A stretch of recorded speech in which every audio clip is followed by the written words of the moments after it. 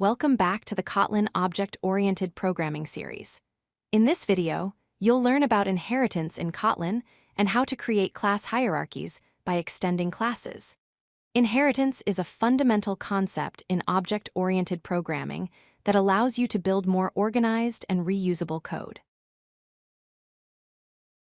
Inheritance is a mechanism that allows one class to acquire properties and methods from another class. It creates a parent-child relationship between classes, where the child class inherits everything from the parent. This promotes code reuse because you don't have to write the same properties and methods again and again.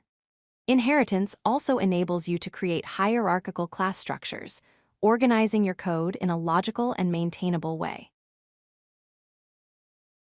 Here's something important to understand about Kotlin.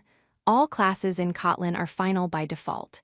This means they cannot be inherited unless you explicitly allow it. To make a class inheritable, you must mark it with the open keyword. This is different from some other languages where classes are inheritable by default.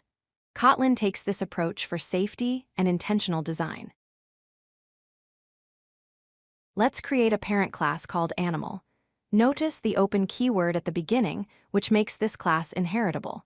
The animal class has a name property that's passed through the constructor. It also has two methods, eat and sleep. The eat method prints that the animal is eating, and the sleep method prints that the animal is sleeping. This parent class contains common behavior that different types of animals will share. Now let's create a child class called dog that inherits from animal. To inherit from a class, you use a colon followed by the parent class name and its constructor parameters. The dog class passes the name parameter to the animal constructor. In addition to the inherited methods, dog has its own method called bark, which prints that the dog is barking.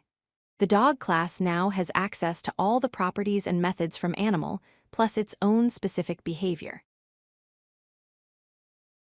Let's see inheritance in action. Create an instance of dog with the name buddy. You can now call the eat and sleep methods on this dog object, even though these methods are defined in the animal class. You can also call the bark method, which is specific to the dog class. The child class has full access to all inherited members from the parent, making it easy to reuse code while adding specialized functionality. A parent class can have multiple child classes. Here you see two more classes, cat and bird, both inheriting from animal. The cat class adds a meow method, while the bird class adds a fly method. Each child class inherits the common eat and sleep methods from animal, but also has its own unique behavior. This demonstrates how inheritance helps you organize related classes and share common functionality efficiently.